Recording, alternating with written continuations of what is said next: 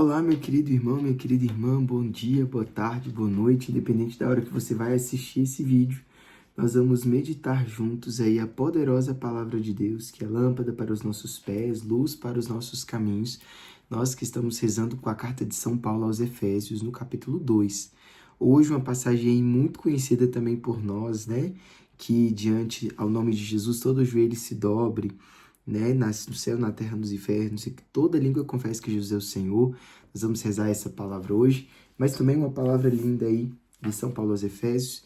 Te convido você já a tomar aí a sua Bíblia, tomar a sua caneta, seu marcador, que você está usando para marcar, tomar também o seu caderninho, né, que você está usando para registrar o seu estudo bíblico, e vamos juntos aí. Carta de São Paulo aos Filipenses, nós que estamos reunidos em nome do Pai, do Filho e do Espírito Santo. Amém. Vinde, Espírito Santo, enchei os corações dos vossos fiéis e acendei neles o fogo do vosso amor, e enviai o vosso Espírito, e tudo será criado, e renovareis a face da terra. Oremos, ó Deus, que instruístes os corações dos vossos fiéis, com a luz do Espírito Santo, fazei que apreciemos corretamente todas as coisas, segundo o mesmo Espírito, gozemos sempre de sua consolação, por Cristo Senhor nosso. Amém. Que o Espírito Santo, que é a nossa fonte de vida, possa vir sobre nós, nos iluminando o nosso coração, para que nós entendamos, acolhamos, vivamos a sagrada palavra de Deus. Vamos lá então, Filipenses no capítulo 2. Pausa aí o vídeo, lê todo o capítulo, depois volta, que nós vamos meditando, enumerando alguns pontos aí. Então pausa, depois nós voltamos rezando com a palavra, ok?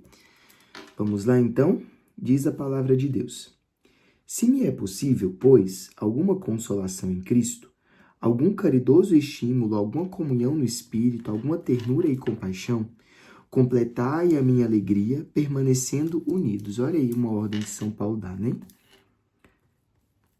Mais uma vez, São Paulo vai dizer para nós da alegria. Lembra que eu disse, né? Da alegria. Então, São Paulo pede para que o povo de Filipenses fique unidos, né, permaneçam unidos, para que a alegria deles seja aumentada, né? E aí começa uma ordem, ó. Tende o mesmo amor, uma só alma e os mesmos pensamentos, ou seja, essa vivência fraterna, né? Essa vida em unidade, em comunidade. Nada façais por espírito de partido ou vanglória, mas que a humildade vos ensine a considerar os outros superiores a vós mesmos. Olha aí, esse conselho aí que São Paulo dá é muito bonito, né, gente? Considerar os outros superiores a nós. Se todo mundo pensasse assim, né, nós evitaríamos tantos problemas, né, gente? Versículo 4. Cada qual tem em vista não os seus próprios interesses, e sim os dos outros. Isso é uma ordem, né? Nós visarmos os interesses dos outros também acima dos nossos, né? Versículo 5. Dedicai-vos mutuamente a estima que se deve em Cristo Jesus. Sendo ele de condição divina, não se prevaleceu de sua igualdade com Deus. Isso é um princípio eterno, né, gente? Mas aniquilou-se a si mesmo, assumindo sua condição de escravo e assemelhando-se aos homens. E sendo exteriormente reconhecido como um homem, humilhou-se ainda mais, tornando-se obediente até a morte, e morte de cruz. Por isso Deus o exaltou continua como princípio eterno, né? Soberanamente lhe outorgou o nome que está acima de todos os nomes, para que, ao nome de Jesus, se dobre todo o joelho no céu e na terra, nos infernos, e toda língua confesse para a glória de Deus Pai que Jesus Cristo é o Senhor. Gente, isso aí é a kênose de Jesus, né? O despojamento de Jesus. E é muito bonita a palavra, porque ela diz, sendo ele de condição divina, ele não se valeu dessa condição divina, né? Ele não se prevaleceu só de divino, mas ele se rebaixou, ele se humilhou. Kênose significa despojamento, né? Quem aí já participou do Projeto Coração e Fogo sabe que kênose é o despojamento, é a entrega. Então, Jesus, ele não se vale da sua condição. Ah, eu sou Deus, eu vou ficar aqui e tal, eles que se virem. Não, mas ele se despoja, né? Ele se despoja da sua condição divina para assumir a condição humana, né? E assim, Deus o exalta e dá o nome que está acima de todos os nomes, né? Para que o nome de Jesus se dobre todo o joelho e que toda língua confesse para a glória de Deus que Jesus é o Senhor. Muito bonita essa passagem. Eu amo essa passagem aí de Filipenses, viu? Eu amo essa passagem mesmo. Assim, meus caríssimos, vós que sempre fostes obediente, uma ordem, trabalhai na vossa salvação com temor e tremor, não só quando eu estava entre vós, mas muito mais agora na minha ausência, porque é Deus quem, segundo o seu beneplácito, realiza em vós o que quereis executar. Aí o princípio eterno, uma ordem, né? E o versículo 13, o princípio eterno. Trabalhai na nossa salvação, gente. Mais uma vez, aquilo que nós estávamos comentando ontem, nós precisamos viver de maneira digna de Deus, trabalhar na nossa salvação, né? Porque é Deus que realiza em nós aquilo que nós queremos executar, né? Aquilo de bom que nós queremos executar, mas nós precisamos trabalhar aí pela nossa salvação.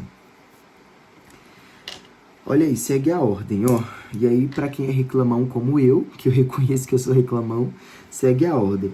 Fazei todas as coisas sem murmurações nem críticas, a fim de serdes irrepreensíveis e inocentes filhos de Deus, íntegros no meio de uma sociedade depravada e maliciosa, onde brilhais como luzeiros no mundo. Eu vou marcar isso aí de verde. Na sociedade que nós vivemos, naquilo que nós temos feito, né? Nós precisamos viver como luzeiros no mundo. A nossa vida precisa ser um iluminar, um chamar, um mostrar o Cristo, né? Para quê? Versículo 16. A ostentar a palavra da vida. Dessa forma, no dia de Cristo, sentirei alegria em não ter corrido em vão e não ter trabalhado em vão. Irmãos, se nós trabalhamos, se nós somos luzeiros, se nós colocamos a nossa vida diante da vida de Jesus, né, diante de Jesus, deixando Jesus tomar conta, deixando Jesus guiar, e nós gastarmos a nossa vida por Jesus, pode ter absoluta certeza, e eu tenho absoluta certeza, assim como a palavra diz, no dia de Cristo, ou seja, no dia da nossa morte, né, no dia que nós formos para a eternidade, sentirei alegria em não ter corrido em vão. Olha que bonito isso. No dia de Cristo, nós sentiremos alegria por não ter corrido em vão. Ainda que tenha de derramar o meu sangue sobre o sacrifício em homenagem à vossa fé, eu me alegro e vos felicito. Vós outros também alegrai-vos e regozijai-vos comigo. Mais uma vez, São Paulo aí se alegrando até mesmo do seu martírio, né? Que ele não sabia que se daria, mas São Paulo derramou o sangue aí. Ele foi decapitado, né? Através da espada. E nós podemos ver essa prefiguração aí de São Paulo, né? Que ele se alegrava até mesmo pelo sangue que ele havia de derramar, né? Olha que bonito. Vós também alegrai-vos e regozijai-vos comigo. É uma ordem para nos alegrar e nos regozijar com São Paulo. Por quê? Não com São Paulo, mas na alegria de servir a Deus, na alegria plena de servir a Deus. Finalizar aí o trecho de Filipenses, né? No capítulo 2, São Paulo vai dar recomendações de Timóteo. Timóteo era um discípulo de São Paulo. Não vou me ater hoje na história de Timóteo, porque daqui uns dias nós iremos ler 1 e 2 Timóteo, e aí eu conto sobre a história de Timóteo, que é uma história que eu gosto muito. Mas Timóteo era um discípulo de São Paulo, né? Então, ele dá essas recomendações aí no final do capítulo. Espero no Senhor Jesus enviar-vos dentro em breve Timóteo, que era um discípulo dele, né? Um jovem, para que me traga notícias vossas e eu me sinta reconfortado. Pois não há ninguém como ele tão unido comigo em sentimento, que com tão sincera afeição se interesse por vós. Vou marcar isso aqui de verde, mas é uma coisa minha mesmo, sabe? Não tem nada de especial não, mas é porque eu gosto muito de Timóteo. Então, quando nós vamos falar de Timóteo, eu conto para vocês a história. Todos os demais buscam os próprios interesses e não os de Jesus Cristo. Quanto a ele, conheceis a sua inabalável fidelidade, tal como um filho ao pai, ele vos se dedica comigo ao serviço do Evangelho. Vou marcar aí essa fidelidade de Timóteo, fidelidade que eu e você nós precisamos também, né? É ele que eu pretendo enviar-vos logo que eu puder entrever o desfecho da minha causa. Ou seja, São Paulo estava preso, né? Lembrem aí disso. Aliás, confio no Senhor que também eu irei visitar-vos em breve. Julguei necessário enviar-vos nosso irmão Epafrodito, meu companheiro de labor e de lutas, que designastes para assistir-me em minhas necessidades. Ele estava com saudades de todos vós e visivelmente preocupado por ter tido notícia da sua doença. De fato, esteve mal às portas da morte, mas Deus teve compaixão dele, não somente dele, mas também de mim, para que eu não tivesse aflição sobre aflição. Essa é a razão por que procurei enviá-lo antes, para que vendo novamente vos alegreis e eu também fique menos preocupado. Portanto, acolhei-o no Senhor com toda alegria e tratai com grande estima homens assim. Isso aí é uma ordem, né? Nós precisamos acolher, gente, a todos, né? Mas principalmente homens assim, aqueles que anunciam os evangelhos, os missionários, né? Ajudá-los de alguma forma. Porque foi pela causa de Cristo que esteve próximo da morte e arriscou a própria vida para prestar os serviços que vós não podíeis prestar em pessoa. Esse Epafrodito aí ficou muito doente, né? Todo mundo achou que ele iria morrer e ele não morreu. Então agora ele volta lá, o povo de Filipenses, para o povo ver que ele não tinha morrido, que ele estava bem, para também eles cuidarem dele, né? A de São Paulo envia.